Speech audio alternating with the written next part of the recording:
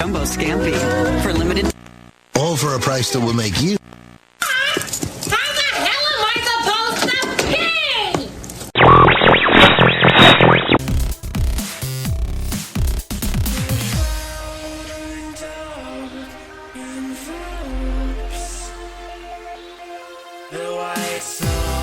pay? You're listening to BAMF, UK Comic Book Radio.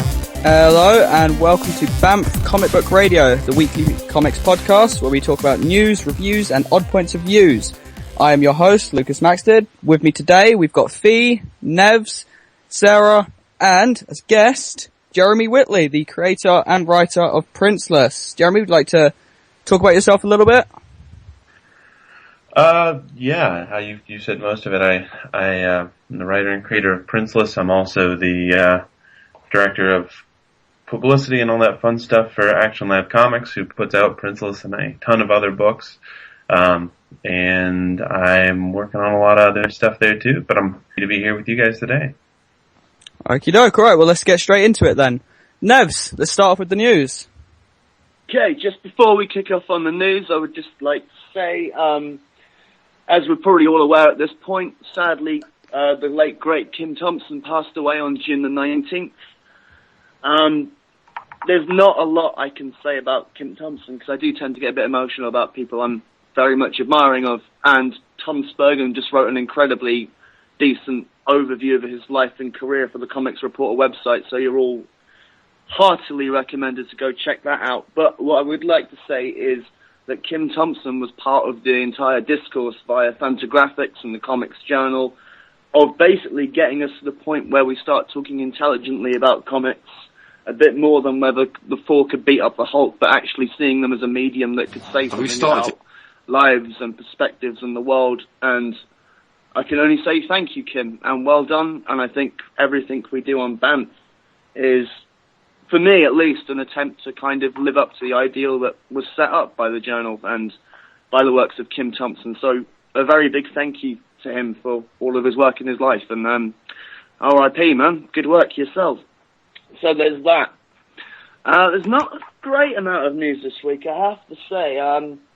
The big discussion that seems to be happening, thanks to Jimmy Palmiotti, is a suggestion that perhaps we should move away from single-issue weekly publication, especially via the bigger books like your Spider-Mans and your Batmans and such, and start moving towards a hardcover collection that's released once a month, where you'd get basically all the material that would be in Superior Spider-Man Team-Up, Avenging Spider-Man, etc., etc. Speaking from a retail point of view, not entirely in favour of it, but Sarah, I know you have some views on this. Yeah. I mean, like you, from the retailers, I do like supporting my local comic shop, and obviously if you buy digital, you can't support them in any way. What I really like, and the same with actually like prose books on Kindle, is for some way for shops to be able to sell digital issues, but I mean that's just probably a pie in the sky idea. From the point of view of a customer, actually I do find digital issues much better, just due to shelf space and what I've and just what I can physically store in my house. So what I tend to do is buy digital issues because they're easier to try them out. Then if I really like something, I'll go and buy it in hard copy. It's a way for me to sort of sort out the best bits and what would otherwise be dross. But at the same time, I'm such a big supporter of local businesses and the local economy. I do still feel bad buying electronic stuff, but I don't know what we can do about it. The market has changed so much in the last few years since Comixology came about. I think it was one thing to download stuff illegally, and another entirely different thing to buy it fully legally through a site like Comixology. I mean, they're not going to go away, but I wish there was a way that we could somehow support retailers as well. I can't see you'd have many people coming into the shop to buy just the oversized trades or any sort of trades. It just wouldn't happen. I mean, I don't know if I'd do it. I quite like getting my individual floppy ones. There's something really nice about reading single issues. But, I don't really know what the answer is, but I certainly don't want my local comic stores to go under. What, they could do both? That's what they're doing now, surely. Yeah, exactly. I think it's kind of fine the way it is. You know, you have your single issues, and then you have your, trades and collections and stuff that you can kind of go from there. I don't think you really need to replace single issue comics with just collections at the end of the month. So it takes the kind of fun out of like buying, well, me personally buying a comic, every other week, or buying my, Fee, anything to say on this matter? I don't really know what the value of getting a collected edition of several issues at the end of the month is going to bring, because we get trades anyway. So I don't really understand why anybody would necessarily think that that's a really good idea. I think, if you buy singles, you buy singles and you get them once a week. You either go into the comic shop on a Wednesday and you go and buy them, or you get them delivered to you. Some people get them delivered anyway once a month in a whole big package, or you trade weight and you buy them collected anyway. So I don't really understand, how this sort of like collecting several titles and getting them once a month would really fit into what's already there, or add anything different to the options that are already available. Well, the idea behind the process is you could buy the things digitally as single comics, and instead of them coming out as a digital comic and a physical comic in the same week, that you'd only be able to buy them individually as digital, and then at the end of a month or a sales period, the only format in a physical frame would be the hardcover, right? So you'd get 6 issues of Smallville in one go, but you could buy them individually week by via Comixology. It's not an outright Comixology or your comic shop. I don't quite know how he does it, but I know Stephen at Page 45 Comics in Nottingham has got some kind of deal set up where basically you can order your comics through Page 45 and they receive a percentage or something like that. I'm not entirely sure of how it works, and you have to ask him the exact ways.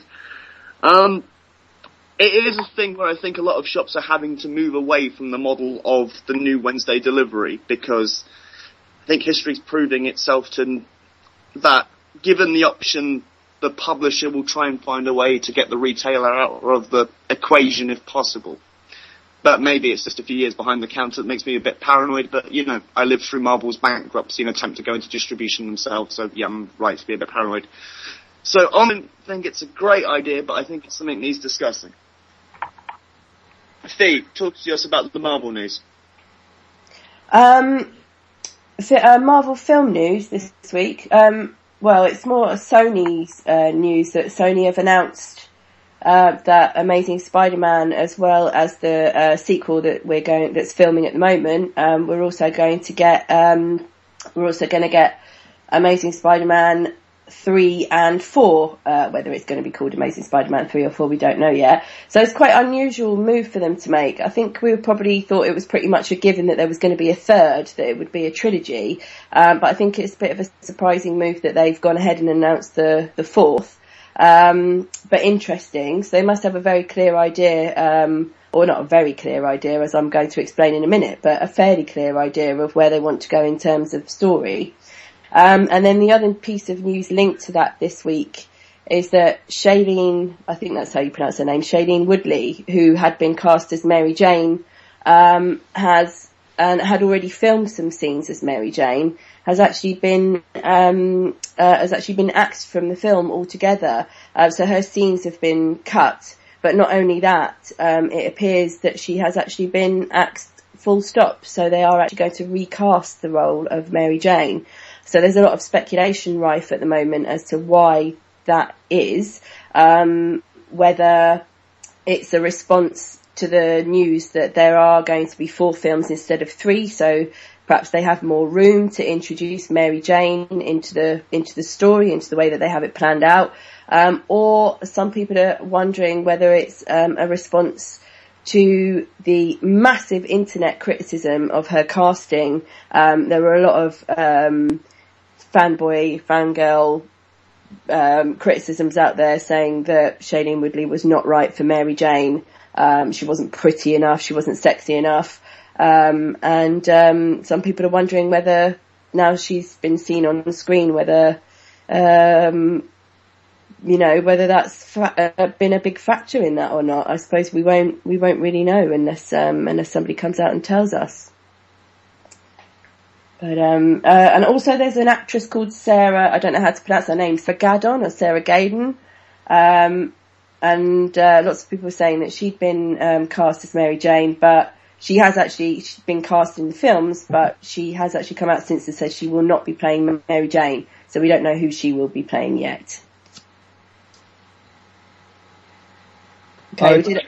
Did anybody have any response to that about what they thought about Shailene Woodley playing Mary Jane? The criticism was a bit unnecessary. I thought she looked fine, to be honest. I thought she was too young, because both Emma Stone and Andrew Garfield are playing younger than their years, whereas Shailene Woodley was sort of in the right ballpark, but she did look quite a bit younger than those two. That was my only criticism. Anybody else? I don't really have any views on it, not having seen the latest Spider-Man one. I assume I will see the later films later on. I do wonder I don't think you can really tell how hot someone's going to be unless you've actually seen them actually either in costume or doing a bit of acting for it. So, I don't know. I see people on the internet complaining about film roles all the time. I just tend to ignore it and see what the end film is like. Okie doke. Is there any other news for this week? There's sort of news. It's kind of tied in with the whether Mary Jane is hot enough argument, which, it's not really an argument. But it was something I saw that Gene Ha posted on Facebook yesterday from the website Cosplay Paradise, which was, once again, the male fans mocking female cosplayers and coming up with stuff like... The spectacular one was some guy approached a girl who was dressed as She-Hulk and had said, well, clearly you've made up this character to try and show off. And obviously, she got out a She-Hulk trade paperback and said, no, you just don't know what you're talking about.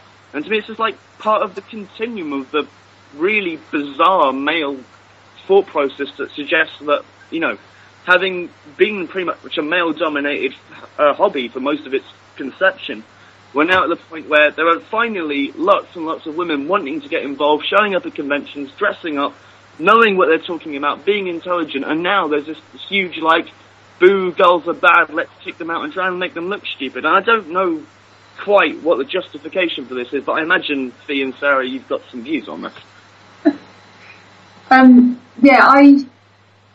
Honestly, I think who was I chatting to? It might have been Fee, actually, yesterday, or someone else. It just smacks of somebody who wants to have their club be exclusive and not let anyone else in, and they're liking it because it's cool and it's small and no one knows about them. It reminds me of music snobbery when I was a teenager. And to my mind, you should just be happy that more people are liking what you're liking. And just have that arrogance that you know best over anyone else. I mean, obviously there's a whole lot of sexism and stuff going on there as well, because it only happens to women, it doesn't happen to blokes. But I just think, I just wish they wouldn't do it. There was also a photo going up of somebody who dressed up as Dwayla Dent, and there was a photo of her and somebody put something like, it was some disparaging comment about you've made up this rubbish steampunk, old-fashioned, sexy Joker character. And it's like, well, actually, this character is she's been in the comics, she's established, we know she's not just been made up, and even if she had been made up, it was a brilliant costume, it's a brilliant design. So it's infuriating sexism, and I don't know there's a lot that we can do about it other than possibly complain and just tell people if they do it, try it with you. But that's just ridiculous. But I mean, all the cons I've gone to, I've never seen that anywhere, even when I've been in costume for something. So I don't know how rife it is, or maybe it's more happens in American cons and it's not so much in the few British ones I've been to. I mean, I don't know, Jeremy, have you been to cons and seen anything like this? I've been to plenty of cons, and I haven't had any of it happen where I am, with people that I've talked to, but I've had just recently at one of the cons I was at, apparently there was a whole issue on a panel with, this is even beyond that. They were just talking about the way women are portrayed in comics, and there was, a lot of criticism as to whether people can even debate about that when, they come to cons dressed as characters and this, that, and the other. And I think it's a really bizarre thing, and that, you're going after people who clearly care enough about something, not just to come out to cons and show up, but to dress up and spend, there's some terrible costumes out there, but a lot of the good ones, these people spend, weeks and months, getting their costumes right. I had somebody show up at the con in Charlotte, Heroes Con, to actually dressed up as one of my characters, and that was just that was a huge moment for me. So I don't know why anybody would take this as any sort of personal affront. I don't understand this weird sort of nerd gatekeeping that we have now. Yeah. As I said, it reminds me of the feeling around alternative music in the 90s when I was a teenager, but it feels like such a teenage thing. I hope that adults would have grown out of it by now, but clearly not. See,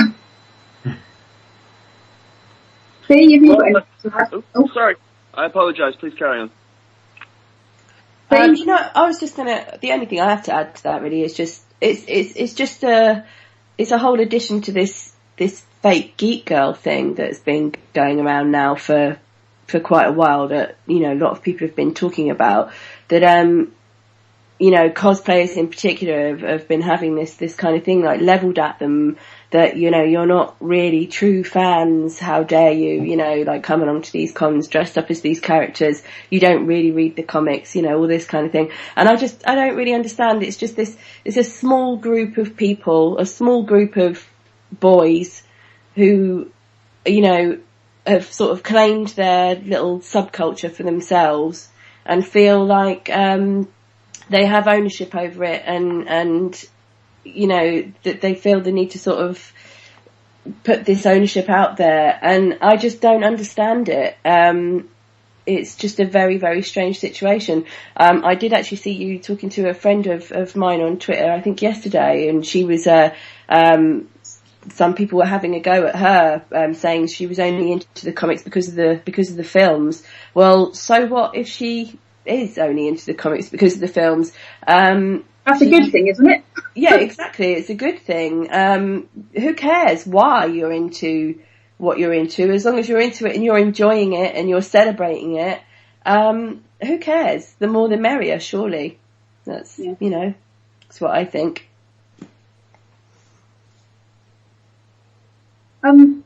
If we're done with that, there's another piece of news that came out, unless Lucas, you wanted to say anything? No? Nope. I am ready for the next bit of news. Okay. There was announced on Monday, I think it was, Wonder Woman Superman ongoing comic, which predictably had a lot of DC Wonder Woman Lois fans up in arms about this, because the pairing isn't very popular at all. I personally don't think it's been very well carried out. I don't particularly like the Justice League series. I don't think it's been written very well. And when you compare it to, say, the Wonder Woman series, which I think is written really well, it just seemed like worlds apart. So I don't quite know how to fit into the whole same universe. But the reason that a lot of people have issues with it is I think it sidelines Lois, which is a lot of big Lois fans. I think that's just rude. It's sexist. They can't see that. The feeling is that DC believe that Superman can't be paired with a mortal woman because somehow he's the best, so he should have somebody equally as powerful as him. And people also believe that it denigrates Wonder Woman because she used to also have a mortal partner, which was obviously Steve Trevor, but she hasn't actually been with him since the Crisis in 86. So, although they've never ever really been partnered up before. This is, or if they have, it's only been, I think, from a bit of flirtation.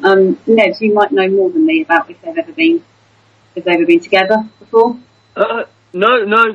Supes and Wonder Woman have always just been kind of respectful of each other's power, but there's never been a romantic inclination between them, really. The main issue I've seen, no pun intended, has been this is the first time in Wonder Woman's history where her publishing is being defined by her relationship.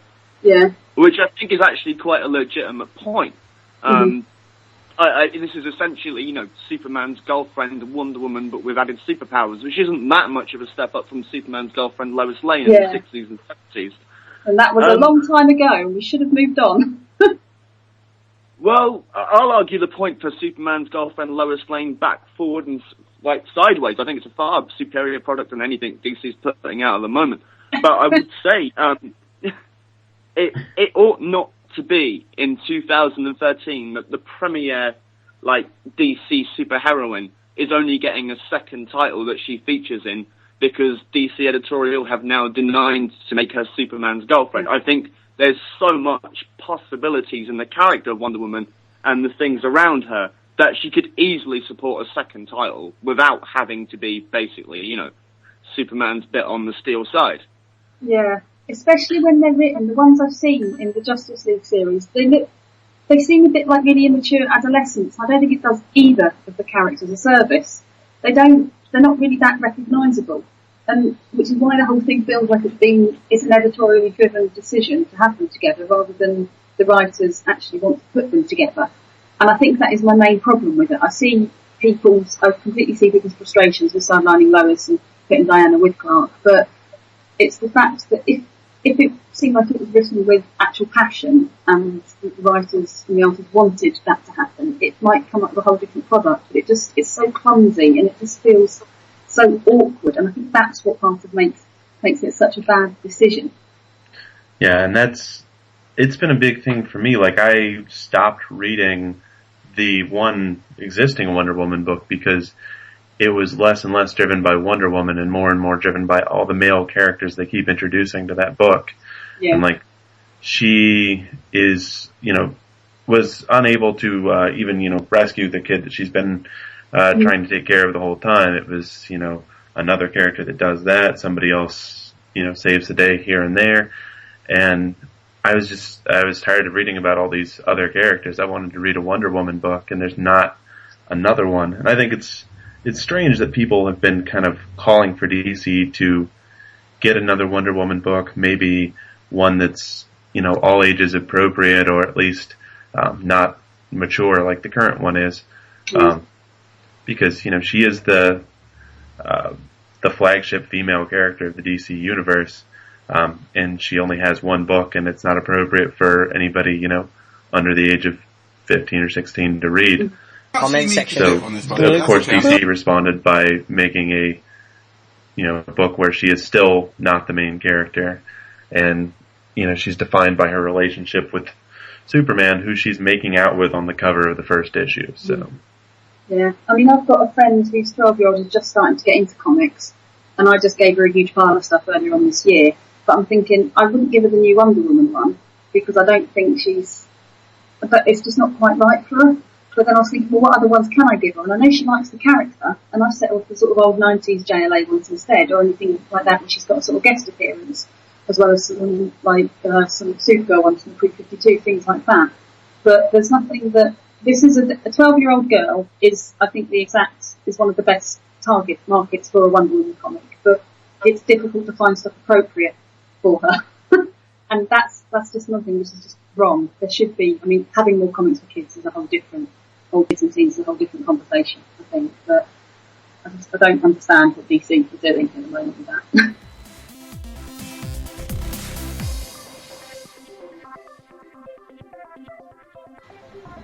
Okie doke. Well, let's move on to Jeremy. Do you want to start off by just introducing Princeless a bit, what it's about? I know we covered it a few weeks ago, but I'm guessing there might be some listeners who may not know much about it. Sure. Yeah, Princeless is a story about a princess named Adrian who's locked away in a tower by her parents to await being rescued by a prince who's strong and handsome enough to slay her pet dragon, or I guess guardian dragon. And instead of waiting around, she decides that she wants to save self. So she teams up with her guardian dragon and goes off to rescue sisters. Okay, so I mean, you probably know because I've been raving about this Princeless since I read it to everybody I find. I really, really, really like it, and most people that I'm glad to say most people I've recommended it to have ended up really liking it as well. What was it why that story? Why that sort of story? Why a princess story? Why not, say, I don't know, a more superhero story, the comic medium? What made you write that? The reason I think I started out with a princess was I have a niece on my wife's side who's really, like, she's a really bright girl. She's really sort of independent and everything, but she's got this fascination that girls seem to get at a certain age with princesses, and she loves like these Disney princess movies and stuff, and it struck me, as I was getting ready to have a daughter myself, that like these princesses are just awful role models. Like, they have no agency whatsoever, even in their stories. They're not really that important of a part. They don't save any, they don't do anything of their own. They just sit around and wait to get rescued. And that wasn't the kind of character that I wanted her to look up to think of as a, good model of what a girl ought to be. I wanted her to, be able to take on herself and be not that kind of girl. So I kind of went for, something that took that model that, we're used to with princesses, and kind of turned it head and went, more the way that I would like to see and that I would like for her to be. Have you ever read a kid's book called Paperback Princess? I believe I have. I think I read it when I was a kid, but it's been a long time. I've had a lot of people ask me about that since. Yeah. It really reminded me of it first time I read Princeless. It's just it gets her castle burnt down by a dragon, who then was her tennis playing Prince Ronald Inc. So she goes out wearing paper bag rescuing, and then he ends up turning her nose up at her because she's just dressed in a paper bag. So she calls him a bum and goes off into the sunset to live her life. And I think I must have first got that maybe about 6 or 7 or so. And obviously that made an impact on me. But Princess, I think there's a lot of parallels, and I do think it's really, really important to have a variety of models in the media that you consume, especially for young girls, because as you said, there's just so many ineffectual princes who don't really do what they've got no agency. That's not great, and it's things like this I think is making things is getting things better. But are there any other sort of similar comics you'd recommend as well along that line, or? There are some good ones. I really it's kind of hard to find at the moment. There's Cleopatra in Space, which is hard to find right now because the creator actually signed a deal with Scholastic, so it ought to be really easy to find soon.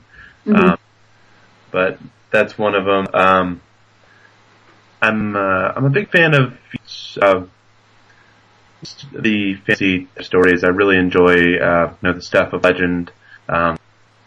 And I'm trying to think the other. My comic book guys kind of make fun of me because I get a lot of books that have female heroines as their characters, and there's not a whole lot that are all ages. But I've really been enjoying Small as Blade is one that Dark Horse is putting out right now. It's a mini, and it's the main character is an assassin. So I thought it might be one of those I could recommend to people, and she slit a dude's throat and blood spurted everywhere. Oh, maybe not. But not good. She really kick ass. So that one's a lot of fun to read. I do like Fearless Defenders, and I did like Wonder Woman at one point, but that one sort of lost me over time. And then Captain Marvel and Hawkeye, both are fantastic. And the art for Princeless, it's Emily, I've forgotten her last name, you'll have to remind me. Emily Martin. Emily Martin. How did you find her? Luck. My editor, Dave Dwanch, who, was the one that kind of set this whole thing up, because I had been sort of making the book. I had one issue, and it was, done by a friend of mine who decided he really didn't want to do comics anymore after that. Dave ended up, he really loved the first issue and wanted to do something with it, and ended up, he knew Emily, they both live in California, and, the two of us up, and, I liked her work, and she liked the story, and it's been all good since then. Was Princeless Action Lab? It was Action Lab's second comic, wasn't it? Yeah, their second that was done in single issues. They had a couple of trades and collections of old self-published stuff, things like that.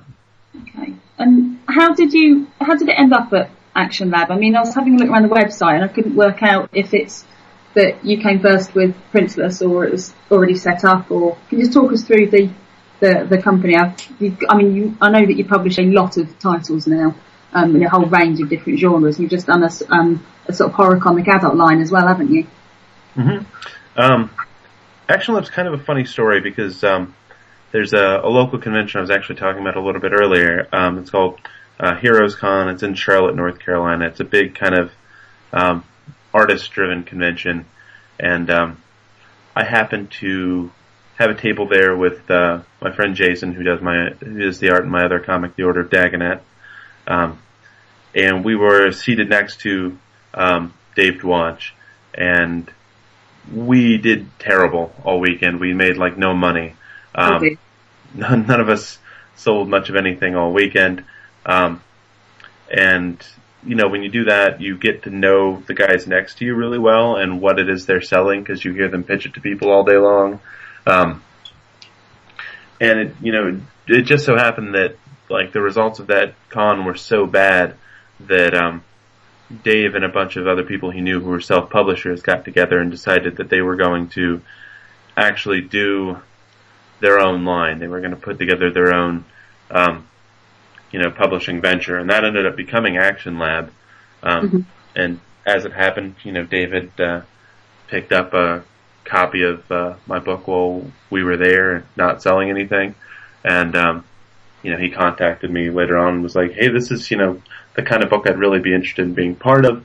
I'd really love to do something with this if you weren't already doing it with this other guy." And at that point, the other guy had already dropped out, so I said, "Oh, guess what? We can." Right. So, yeah, that was, I guess, almost 2 years ago now. So It's going somewhat strong since then. It looks like you're doing fairly successfully. I mean, as far as I can tell, the sale you had on Comixology a month ago, I think that must have helped. So I'd hope that you got a lot of people picking up new issues on that anyway. I hope so. The order numbers through Comixology are very slow to get through to us, so I'm hoping it did really well. I spent a lot of time promoting it, so if not, I'm going to feel like I wasted a weekend of my life. So hopefully not. I've been reading it all, and I've been really, really enjoying it. I think it's such a fantastic all ages book, and it's definitely something I'd recommend to younger readers, not just younger readers, but older readers as well.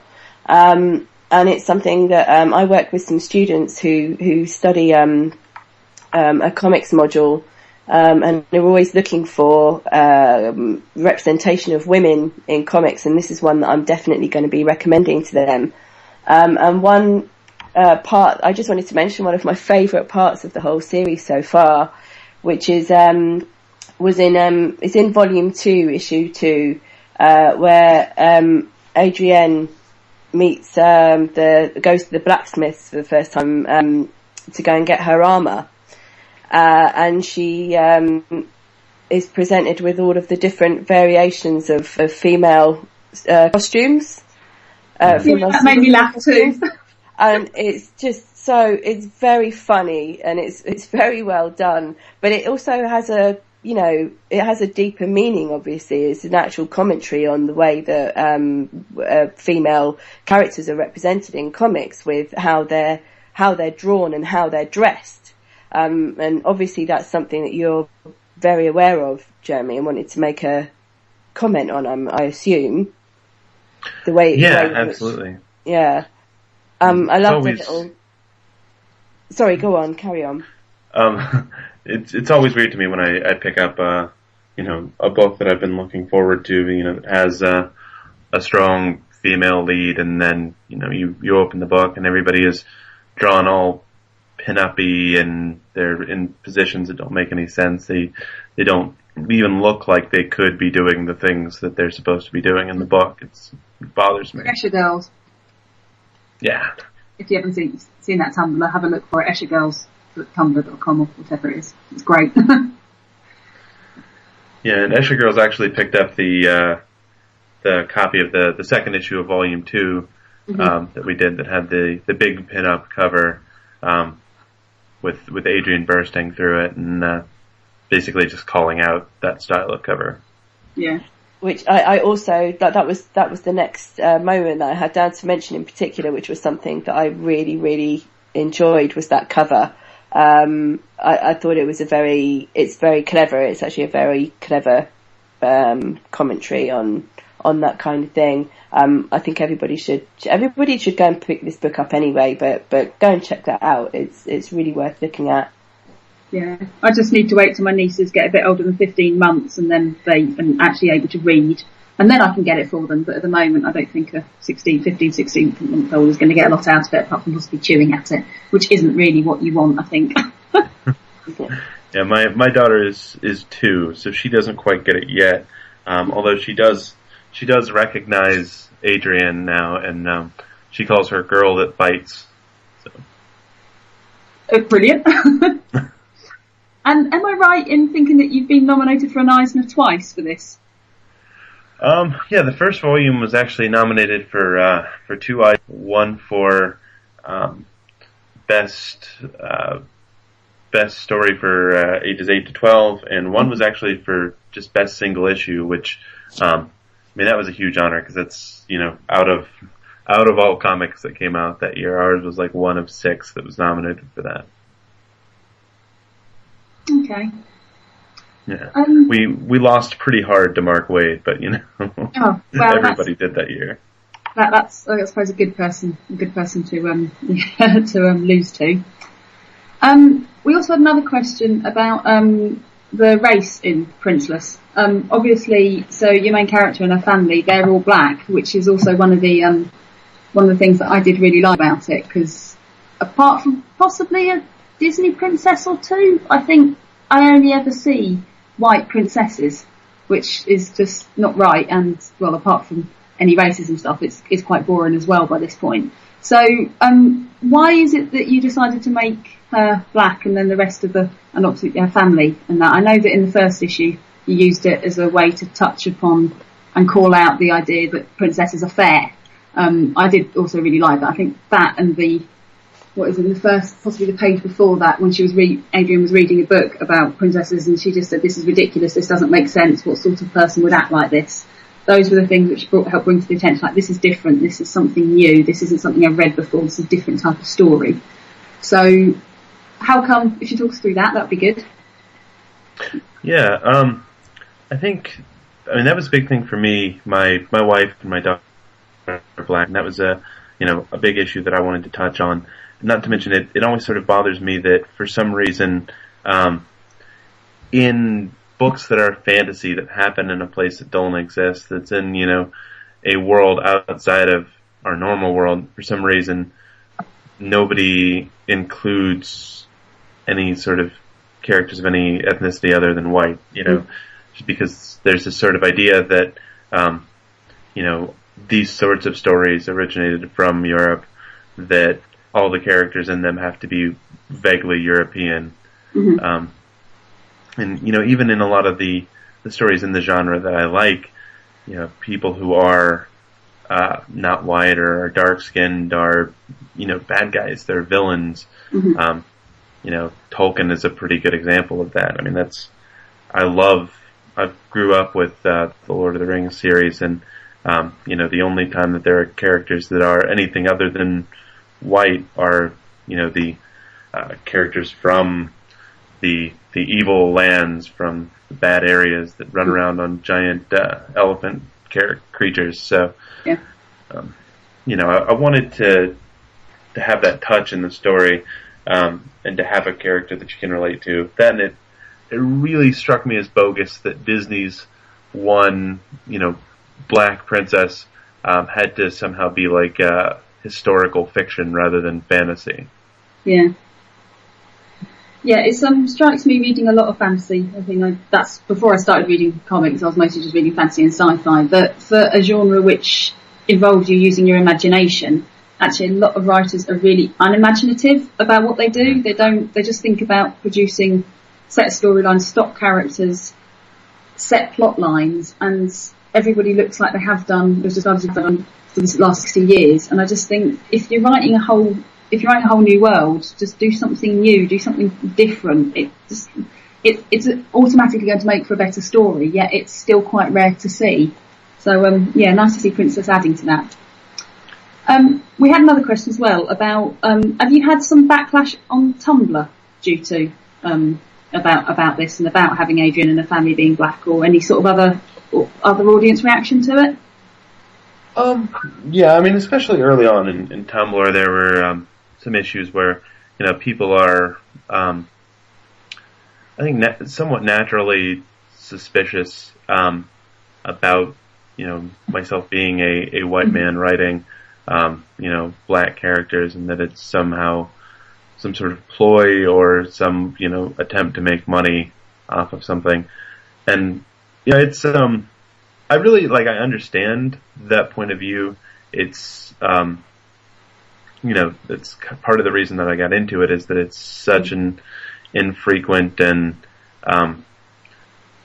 sort of untrustworthy field. Like, people don't want to believe that people mean well anymore because it's so often that they don't. Yeah. So, it's something that I've kind of had to take with a grain of salt and put the work out there and let it speak for itself. And, it comes down to, writing what I know, and what I know in my life are strong, intelligent women. And that's what I'm putting out there. Excellent. Okay, final question, I think. When are the next issues of Princeless out? Are they all out in general comic shops? Have you got anything else coming out that we should know about? Plug your work. The last issue of Volume 2 should be out in the next couple of weeks. It's already been to the printers. So that'll wrap up this volume. We'll then have the collection of that coming out shortly after. And then we've got 2 small collections of short stories coming out after that are Tales of the Family Ash and Tales of Girls Who Rock, which are stories that I did with a variety of different artists who I've found, either through doing conventions or just online. They're all fantastic female artists. And those should be out shortly after the trade, if not around the same time. And then there will be a special edition collection of Volume 1 coming out in November, because the current trade is just about out of print. There's only a couple copies left out there.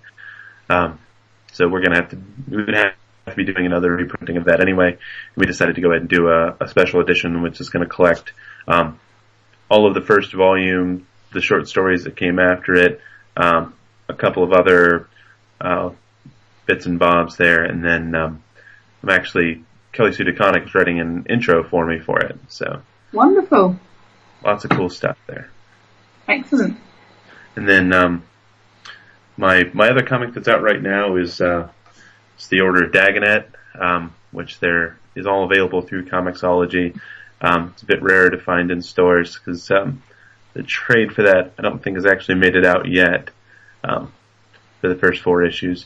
But it's about the mythological creatures of Britain returning and wreaking havoc, and the only people who can stop them are the Knights of England, but of course they're all modern knights, so they're all actors and authors and rock stars. So I remember reading that and thinking people who have been knighted actually having to fight and do the dirty work for against mythological beasts. So if you can picture Elton John fighting a dragon, that's about where that series goes. Yeah, I think you. I have read one issue of that, and I thought you did have a good feel for English people in the way we speak and we talk. And so often when Americans write English people, I know Fee was talking about this on Twitter, mentioning it the other day. It's so cringeworthy. It's just such a cliche, and like we're not like that. We speak like you guys do. We've just got a different accent. We don't all speak in slang. That's a special shout out to Thunderbolts 11 this week for the terrible English dialogue in it. Which is mentioned, for particularly bad. But as Sarah said, we do talk the same as you. Well, I lucked out there in that my grandfather on my mother's side is British. He's a former RAF pilot with a kind of a, I won't say he's got a dirty mouth, but it's it's up there. So I have a pretty good feel for it, having to have lived through it my whole life. So.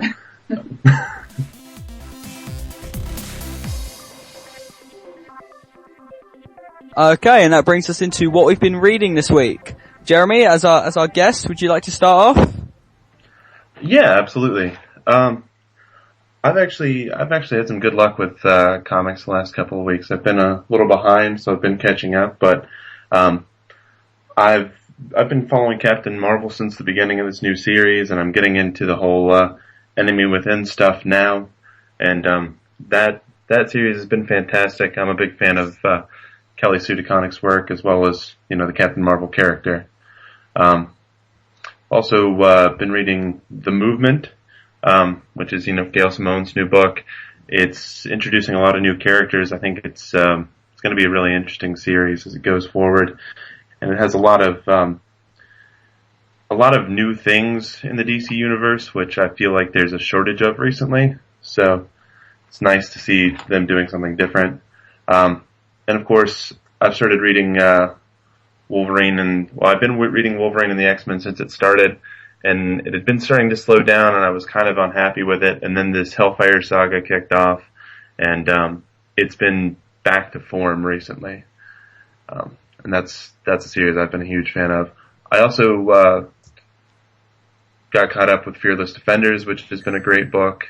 And then I just started reading the first issue. I finished the first issue of The True Lives of the Fabulous Killjoys by Gerard Way and Becky Cloonan.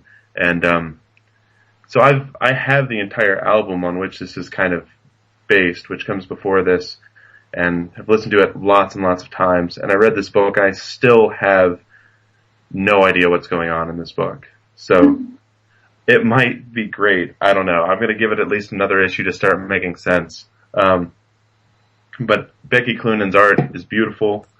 I actually had the privilege to meet her at Heroes Con a couple weeks ago and pick up. She has some mini comics. She just published a new one called The Meter, and she also has The Mire and Wolves. They're all very small little mini comics, but they're beautifully illustrated, and they're amazing books. So those are definitely something people should pick up if they ever see her around or find somewhere that sells mini comics. Yeah, we actually had Becky as a guest on the show a couple of weeks ago. She came on to talk to us about Demeter and some of her other work and stuff. So, we're big fans of her work on the show.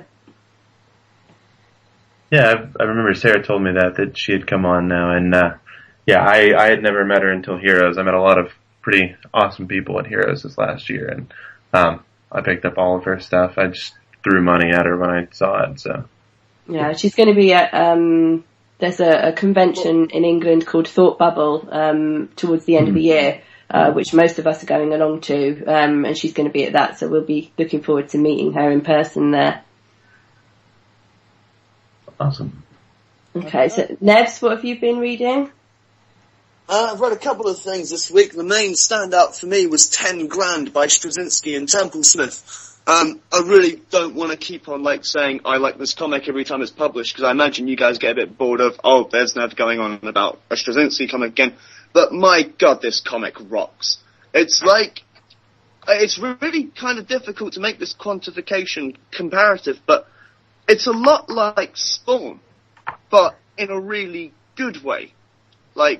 It's, the setup is basically, there's a guy who keeps on dying and coming back to life because of his love, and he's facing the demon world and all the things that come with that.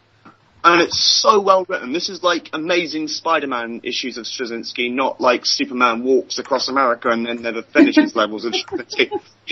It's just, and Temple Smith's just awesome at everything. If Temple Smith starts drawing My Little Pony, I'll be there. Temple Smith could ban me brony. You can hashtag that, people. I will to that standard if need be. I cannot say enough good things about 10 Grand. Please, if you like horror comics, if you're a big fan of the Cal McDonald stuff or the Goon, it's kind of the book for you. The other title I read this week was Happily, so we can say a nice thing about Brian Azzarello this week, after you guys ripped apart Wonder Woman, was the return of the 100 Bullets character, Brother Lono, which has just come back for a new series with Eduardo Risso back on artwork. It's pretty brutal. The first 7 pages are just literal torture for the poor protagonist who's caught in the chair. I'm not going to spoil it for you, because once you read through the 7 pages, you'll be like, I need all the Archie comics in the world to, like, sandblast the grimness out of my frontal lobe from this comic. But it's just a return to form. And as good as it is, the thing that made me sad about it was, it reminded me how powerful a force Vertigo used to be, you know, and you used to have things like Preacher and Sandman and Fables and Transmetropolitan and The Filth and the Invisible Pope stuff and the Flinch and Breakers. And with the best will in the world, Vertigo doesn't seem to have that kind of edge, for want of a better word, anymore. And it's a real shame. It is a real shame. I don't know what shifted at Vertigo. I think it might be the loss of Karen Berger. It might be the change in the creator-owned deal. But to see just what a change it can be when you've got, like, just a team who really care about what they're doing with that logo behind it. It was beautiful to read again, and I can't wait to see what happens, because Brother Lono is one of the most unlikable protagonists in the world. But, yeah, totally enjoyed it. Good work, Brian. Good work at Wildford. And then, of course, there's Age of Ultron, but I guess we'll all come to that one together, right? Yeah. Okay. All right, Sarah, what have you been up to this week? This was actually my DC week. Since DC changed around the publishing schedule, now my entire 4 titles that I get, 3 of them came out this week, which made me quite happy. So I got the latest Supergirl one, which I did enjoy. Probably more because I'm a Supergirl fan than I don't know if anyone coming in new to it would particularly like it that much. But this one has Kara going to say goodbye to her one friend on Earth, the Silver Banshee, known as Siobhan.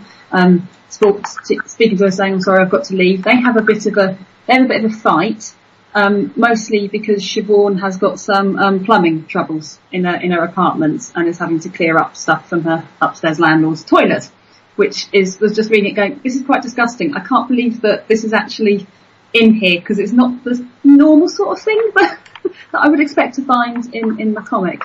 And then she ends up on a planet called Inoxia, I think it is, where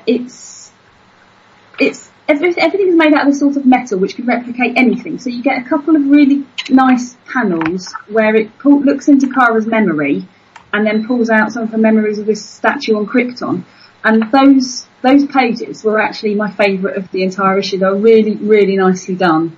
I'm just looking at it now. It's someone called Val Rowan Dramonicus. It's a lady on a big giant lion thing with horns.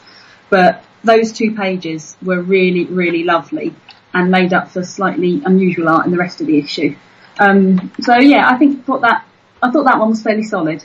I also got Animal Man, which I'm enjoying a lot more now that the Rockworld saga has finished, because I wasn't really a fan of that. And it's gone back to doing what it does best, I think, which is looking at the family, all of them. So you've got Ellen, you've got Buddy, you've got Maxine, and obviously Cliff isn't around anymore, although I'm sure he's still alive. And it's looking at all the different, it's looking at the relations, looking at the characters themselves, and combining it with a lot of weirdness that happens around Animal Man. So Maxine goes into the rot. No, not into the rot. She goes into the red to look for her brother, and then is training to be a totem of the red. And meanwhile, Buddy investigates what's happening to a lot of slaughtered animals, and there's this sort of weird creature that's been built out of animal parts. I don't quite know what's going to happen with that. Apart from that, he'll fight it. But it's looking good, and it's getting back to more of a horror feel that the start of the series had, as opposed to, let's say, the Rockworld, which I guess had a bit of a horror feel, but to me just dragged on quite a lot. And then the last one I got was actually Wonder Woman. Now, as much as we criticised it earlier, I do like this title, but I don't think it's a Wonder Woman title so much, or I haven't done up until this point. It has felt more like a general story about the Greek gods, which I'm happy to read. I like that sort of thing, but up until this issue, hasn't felt like Diana has actually done a lot in it. Well, however, in this one, she does seem to have a lot more. She seems to be a lot more involved, and she even comes across a bit like a leader. So that's a win, I guess, if you want a Wonder Woman comic. And then there's some stuff about a boot tube and just some really, really good scenes where the firstborn, Hera's first child, basically gets into a boom tube and stops it closing. And he just forces it open. And I don't think this has ever happened before anywhere, and certainly not in any New Gods series that I've read. And that genuinely did make me a bit surprised and go, oh, this is new, this is exciting. And I haven't actually felt that way about my DC comics for quite a long time. So I was pleased by this. It was a turn up. And if the stories can carry on like this every second week in the month, I might be quite happy for a while. Fee? I've had a really disappointing week, actually. Out of about the 10 titles that I've picked up this week, I only really enjoyed one of them, which I'm going to talk about the one that I enjoyed, but just before I talk about the one that I did enjoy, do you know what? I think I've had it with Avengers and New Avengers now. I think I'm just going to give up on it. I just don't think I'm a fan of Jonathan Hickman's writing. We've spoken about it quite a lot on the show, and about how he's kind of like a big ideas writer. And that's all fine and fair enough and everything, but I just don't think it's for me. New Avengers this week was such a struggle to get through. It was painful. And I'm sure other people will disagree, but anyway, it's just not for me. But brushing negativity aside and moving on to positivity, the thing that I read this week that I really did enjoy was Cable and X-Force 10. Again, I've mentioned this series on the show a couple of times before, and how much I've been enjoying it. And Dennis Hopeless is also writing Avengers Arena, and that, along with this, I think are the two better sort of standout Marvel Now titles for me.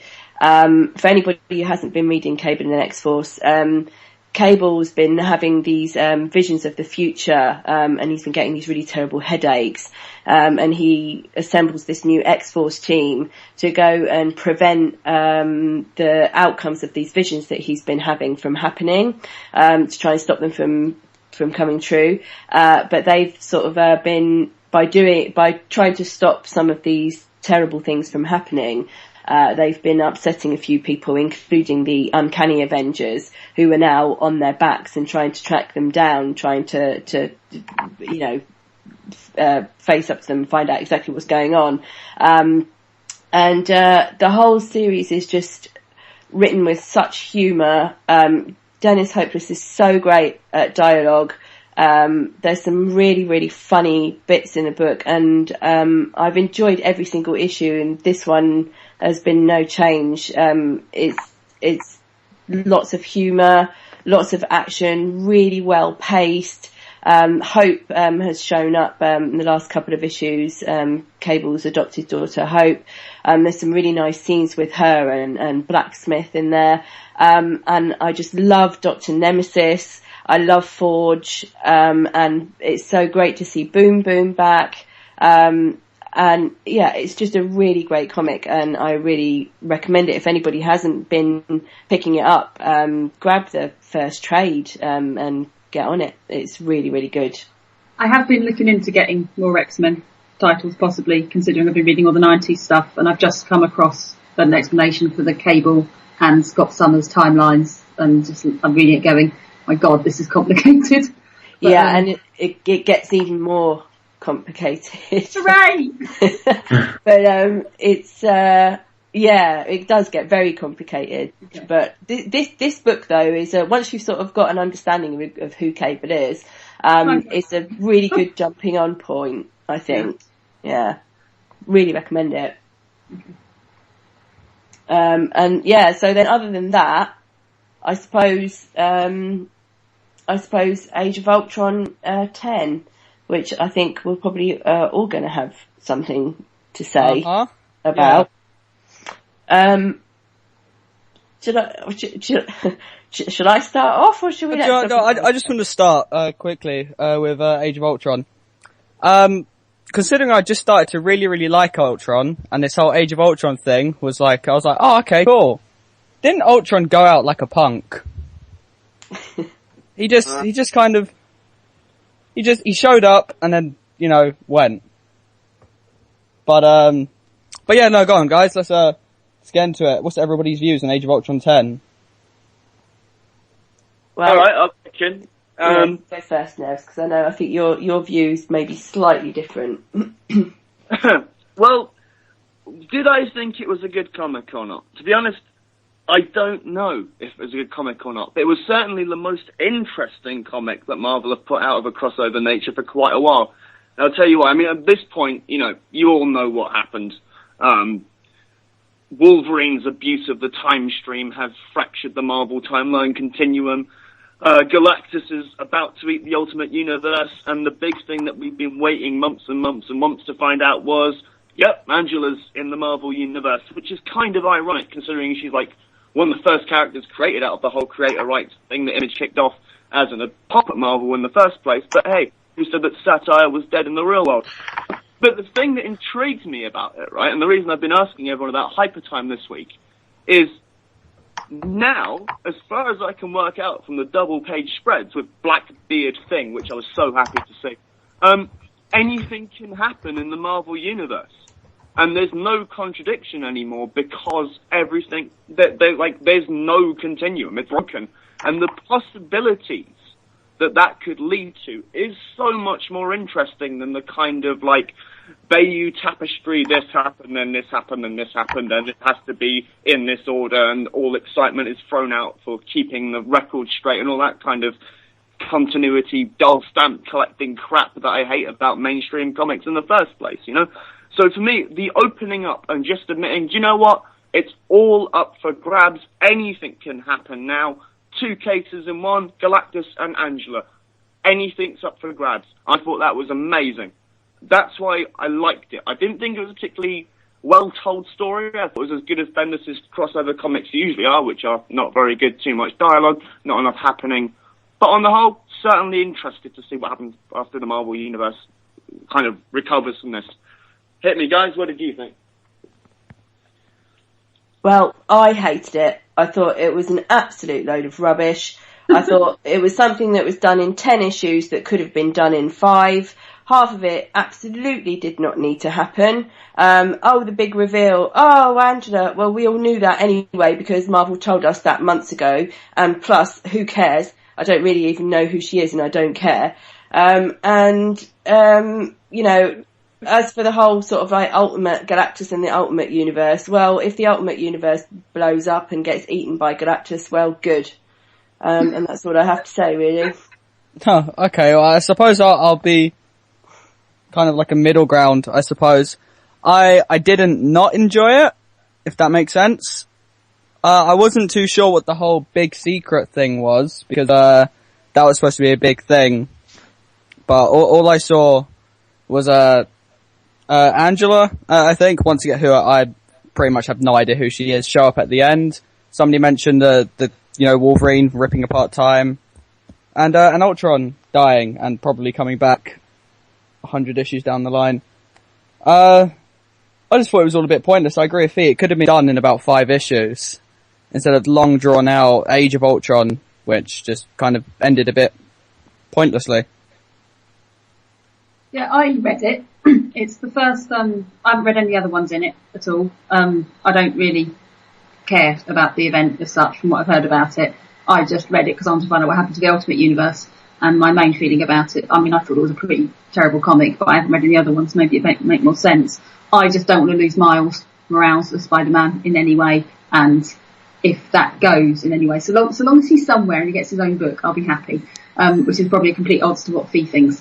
But I really like Ultimate Spider-Man. Well, having said that, I read Ultimate Spider-Man this week, and that because we won't get into my feelings on Ultimate Spider-Man, but generally speaking, I do enjoy the series actually. Yeah. But I didn't like this week's, which was issue 24, the Cloak and Dagger thing. Either. And No. I really like Cloak and Dagger normally, but I just read this and went, I don't like it. I don't like the new origin in this. Yeah, no, me too. I just thought it was just Disapprove. yeah, horrible.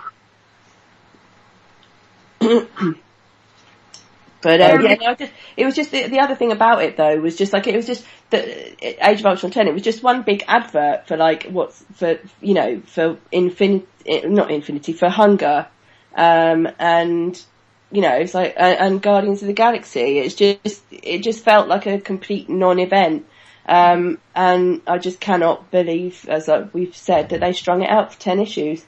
Well, I'm completely down for the Hunger. Because I read Annihilation recently, and there was a whole kind of pre-build-up thing involving Thanos, where Thanos the Hunger kind of makes its first appearance, well, to my knowledge anyway. So I've been waiting to see what that was all about for ages. And more Marvel cosmic stuff, I'm completely fine with. Because I put a quick counterpoint here because I know we're running out of time with Age of Ultron. I don't think that you guys not knowing who Angela is makes it a bad comic. I think it doesn't make it a bad comic, but I'm just saying I don't care because I don't know who she is. It doesn't matter. I didn't at any point say it makes it a bad comic. I just don't care. It doesn't make it bad. I just don't care. The other thing is Bendis always does this with crossovers. You know he's going to decompress the shit out of everything because that's how Marvel. It's no worse than a Secret Invasion or a Siege. That is the nature of the beast we're dealing with. It's kind of like saying I don't like Superman because he wears a red cape. It's what happens. I think the possibilities inherent to that comic are fascinating. That's why I didn't think it was a well-written comic, but I think it's a lot more interesting than a lot of what they've been publishing. And I like most of Marvel now, Okie doke. Well, I suppose now it's time for Mystery Comics. This week's Mystery Comics were given to us by Jeremy. So, Jeremy, do you want to tell us what this week's Mystery Comics were? Yes. I brought Amala's Blade #1, which is a series that's coming out through Dark Horse right now. There is the Immortal Iron Fist, I believe it was #7, which is an old favorite of mine now. And then Stumptown #1. Okay, well, I suppose, let's start off with, Amala's Blade. I gotta say, I really love the art. I didn't care much for the story so much as the art because I was too busy looking at each panel. I just liked the whole kind of cartoony feel to it. But yeah, no, just, each panel was just, brilliant, and yeah, art. I just, like I said, I wasn't entirely sure what was happening. I wasn't kind of sure on the world they was in. It kind of seemed like a medieval world with robot spiders that can create holograms, which was cool. What about you guys? I loved it. I really loved it. I actually read this a while ago. I think actually after Jeremy recommended it to me, I think we were talking on Twitter a few weeks ago. I actually ended up picking up the first issue back then and I read it because we were talking about representations of women in comics and just going back to what I was talking about earlier on. With costumes and everything, and here we have a character in Amala. She's an assassin, and she's actually dressed as maybe you would imagine an assassin to be dressed. So she doesn't have her boobs hanging out, or any of the rest of her flesh on show. She's dressed practically, she's not wearing skin tight latex. Exactly, and what a joy to behold that is. Car on as well, that helps. Yeah, but and I agree with Lucas. The art's really nice. I really like it. And just overall, I just think the story's great. I really like the world that it's set in. So you've got Amala, who's an assassin, and then you have these two groups of people. Where, sorry, the names have escaped me. You're going to have to forgive me. I've not been very well this week, so my thoughts escape me. the purifiers and modifiers. And the modifiers, that's right. So the modifiers who worship technology and actually implant it in their own bodies, and then the purifiers who use steam to power their world and everything. So rather than sort of like, so you have sort of technology versus old tradition, I suppose. And then you have like some people who were sort of like somewhere in the middle. It's really, really good. It's a really good story. It's really gripping. And Amala is a great character. I really enjoyed it. And, I've also read the second issue as well. And I'll definitely be picking the rest of it up. I think it's really, really great. And I think, like Jeremy mentioned earlier on as well, it's actually quite violent as well, which I think most people know I'm quite a fan of the odd bit of violence here and there. So, to see somebody sort of slit someone's throat I'm cool with that. That's good as far as I'm concerned. I love the whole kind of like the bar brawl at the beginning. Yeah. It's kind of, just blood everywhere. I'm, similar to Fee, in which I like violence, but, I like loads. Yeah, no, it was really good. I really, really enjoyed it. Yeah, so this comic, I think I had a similar feeling to Sophie. I did quite enjoy it. I did find the tone of the narration quite interesting. It started off feeling incredibly serious and dramatic, and then getting in deep as it went on, which I appreciated. I like a bit of humour. I like things not taking themselves too seriously. And I also quite enjoyed the fact that Amala Bleed, she is quite mean as well in one bit of it. There was one bit where she was she'd found the guy and she was going to kill him.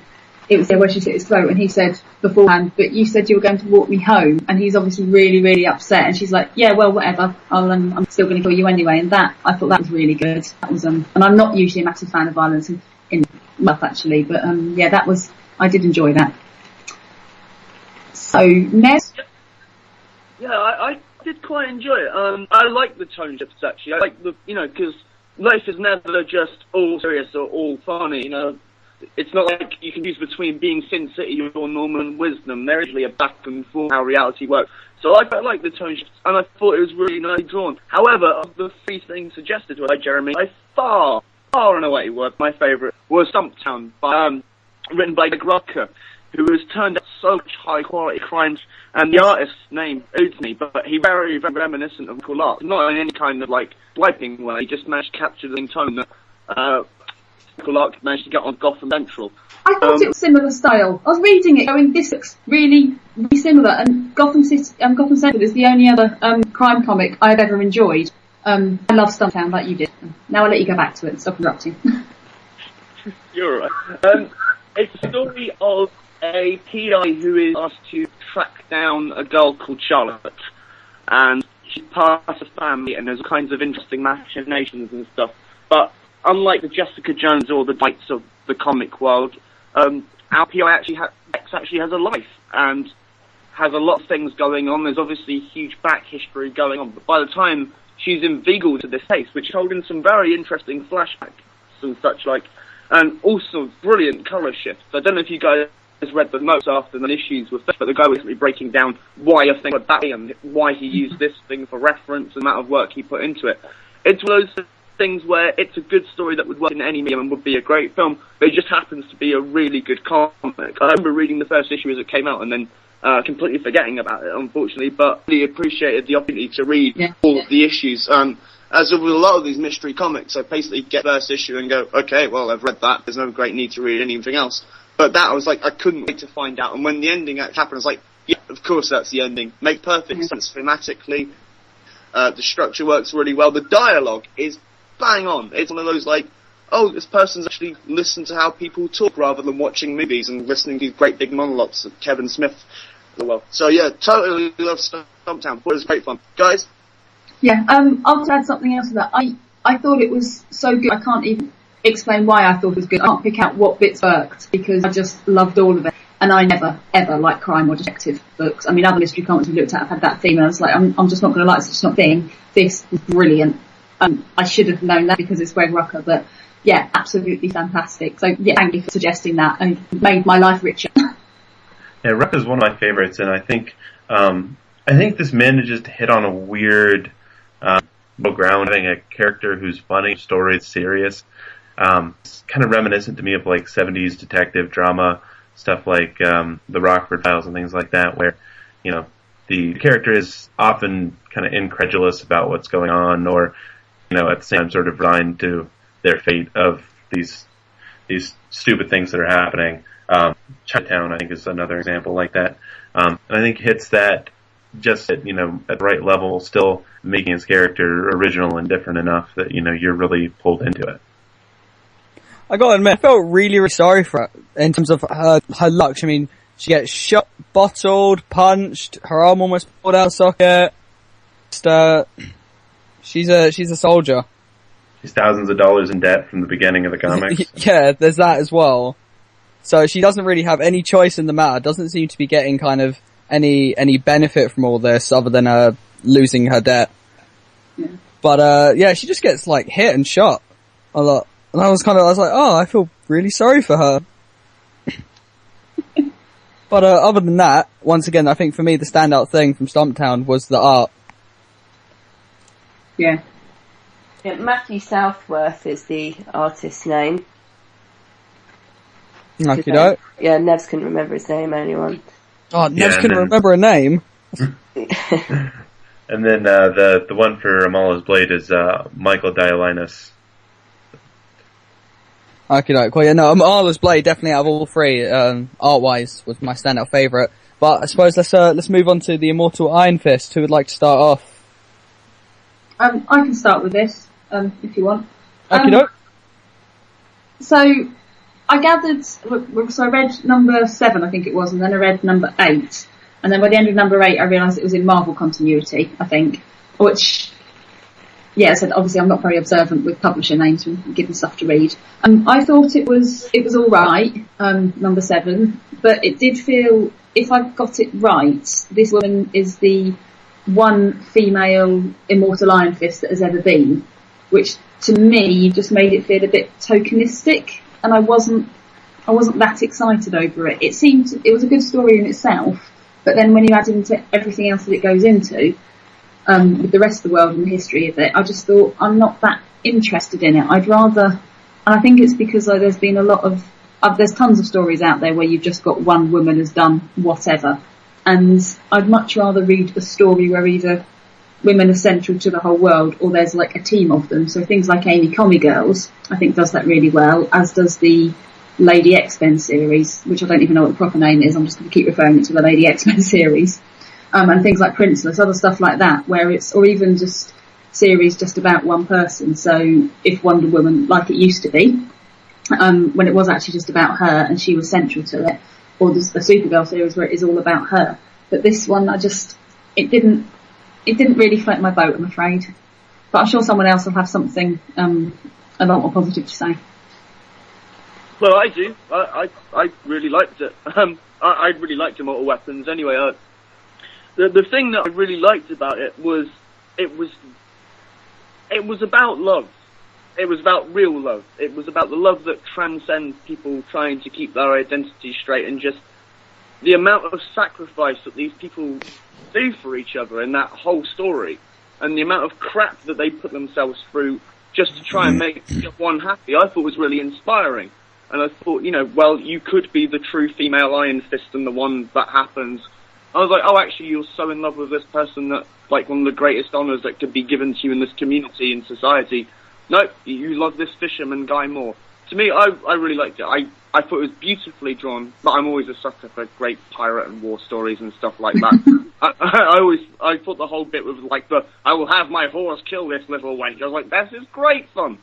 But that's just me. Wenches and pirates, you'll win me every time.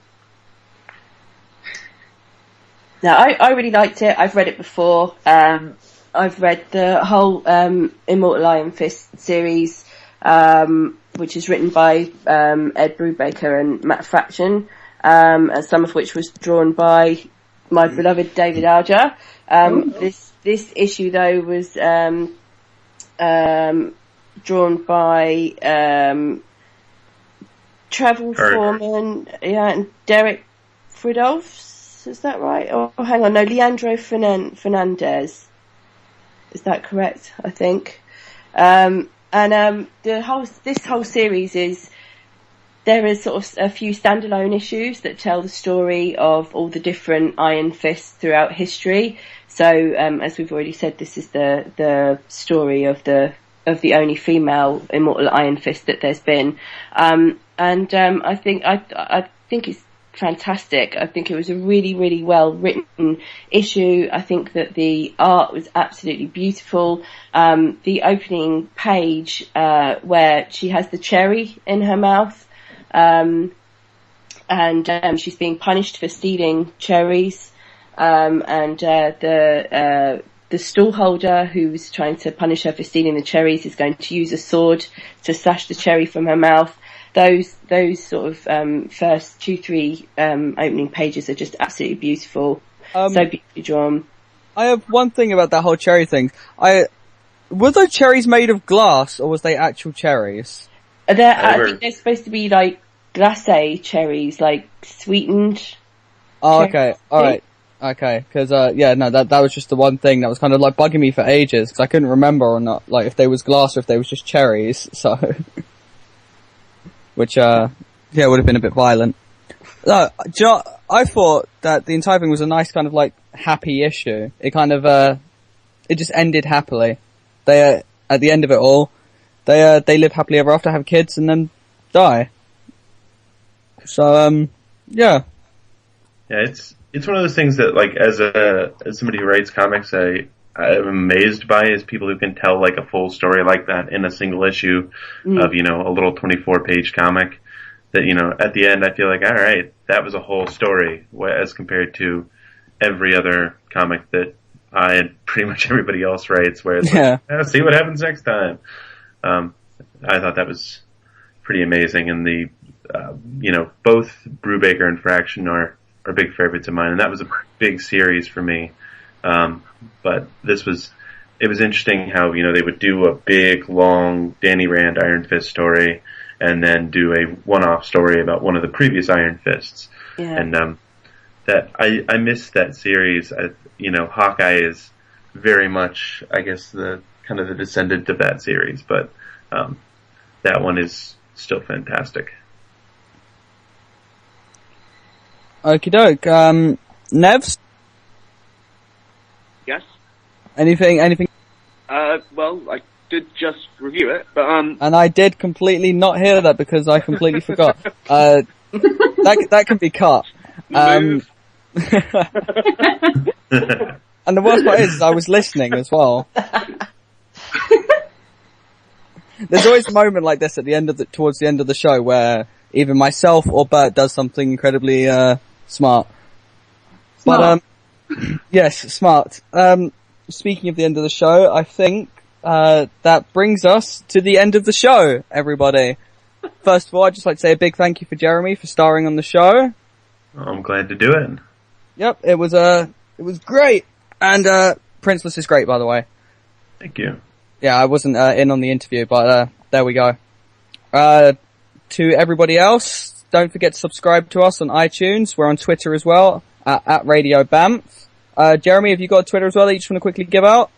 Yep, I'm at JRome58. It's JROME58. Okay, we're also on YouTube and on Facebook.